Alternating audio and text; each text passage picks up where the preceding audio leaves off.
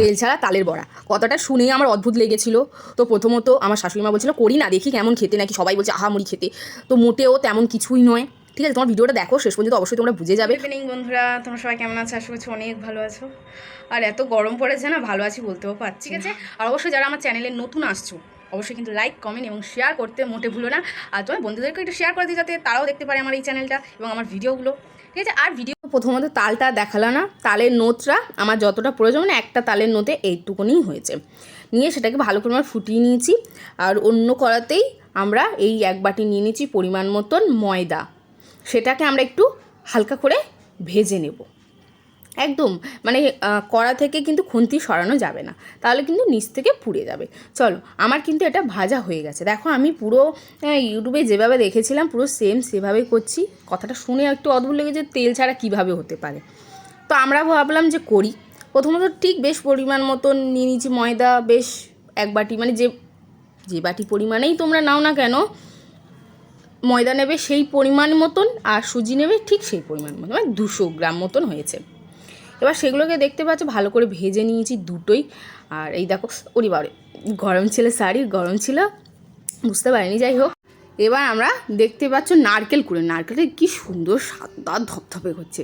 তো এবার আমরা নারকেলটাকে ভালো করে কুড়ে নেব। চলো, তো ওপরে আমার নারকেলটা করা হয়ে গেছে, পরে দেখাচ্ছি তোমাদেরকে। এবার এই তালের নোটটা ফুটিয়ে রেখেছিলাম, এবার সেই তালের নোটে বেশ 100 গ্রাম কি 500 গ্রাম মতো, মানে যতটা লাগবে পরিমাণ মতন এখানে আমরা দেবো। আর আমরা না মানে তালের নোটটা না আমি একটু হাফ নিয়েছি, কারণ বিশ্বাস হচ্ছে না আদৌ ভালো হবে কি, তাই প্রথমে ভাবলাম যে অল্প করেই করি এবং তোমাদেরকেও দেখায়। এবার তালের নোট আর উপরে দেখলে আমি পেস্ট করে নিয়েছি অল্প করে একটু নারকেলটা কুড়ে সেটা বেটে নিয়েছি, খুব সুন্দর হবে ওই জন্য। তারপরে তালের নোটে তোমরা একটু সামান্য পরিমাণে একটু লবণ দিয়ে দেবে, দিয়ে আর এইভাবে ময়দাটা যেটা ভেজে রেখেছিলাম হালকা, মানে গরম করে নিয়েছিলাম হালকা করে, সেইটা দিয়ে এইভাবে কড়াতেই কিন্তু গরম থাকবে, এইভাবে নাড়িয়ে নাড়িয়ে নিতে হবে। সুজিটাও সেম আমরা সব হাফ হাফ করে দিয়েছি, মানে 100 গ্রাম করে আমরা ময়দা এবং সুজি ব্যবহার করছি এখানটায়। এবার হচ্ছে এই নারকেল পেস্ট করে রেখেছিলাম, এই দেখো এবার সেইটাও দিয়ে দিয়েছি, দিয়ে সেটাকে একটু ভালো করে নেড়ে ছেড়ে নেবো। মানে থাসাটা আমাদের প্রায় হয়ে এসেছে।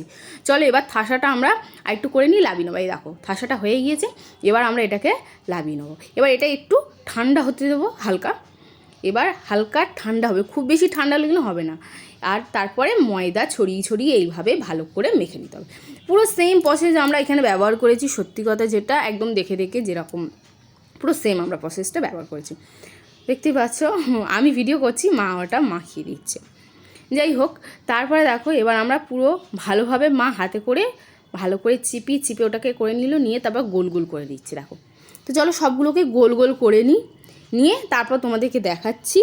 আর আরও বিশেষ কিছু পিঠে করব, সেগুলো তোমাদের সাথে দেখাবো। আমি জানি সেরেছে এত হাওয়া এই দেখো দুরকম পিঠে করেছি, এক পুলি পিঠে করেছি তালের পিঠে, আর একটা হচ্ছে এরকম গোল করে তেল ছাড়া, সেটাও করবো বলে একটু গুছিয়ে গাছিয়ে নিয়েছি। দেখো, চলো দেখে মনে হচ্ছে যেন লাড্ডু, মনে হচ্ছে না এক্ষুনি খেয়ে নিই।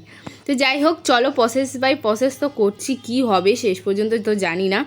জল দেখেছো অনেকটাই ফুটে গিয়েছে, তারপরে এটাকে আমরা পুরো একদম আধ ঘন্টা আমরা দিয়ে দেবো। এরম যেহেতু সিদ্ধ করা আছে, আধ ঘন্টাও প্রয়োজন হবে না, ওই 15-20 মিনিট মতন আমরা রেখে দিয়েছিলাম। দেওয়ার পরে এই দেখো এবার এটাকে আমি ঠান্ডা হতে রেখে দেবো। চলো ঠান্ডা হওয়ার পর তোমাদের সাথে দেখা হচ্ছে আমার। তো চলে এলাম তোমাদের সামনে, তোমাদেরকে আমি বলেছিলাম এটা কেমন খেতে, আহামরি হবে হয়তো, নাও হতে পারে। তো দেখো এক বাটি নিয়ে বসে পড়েছি, চলো খেয়ে বলি কেমন খেতে। প্রথমত ঢিল ঢিল লাগছে, তখন খাওয়া যাক।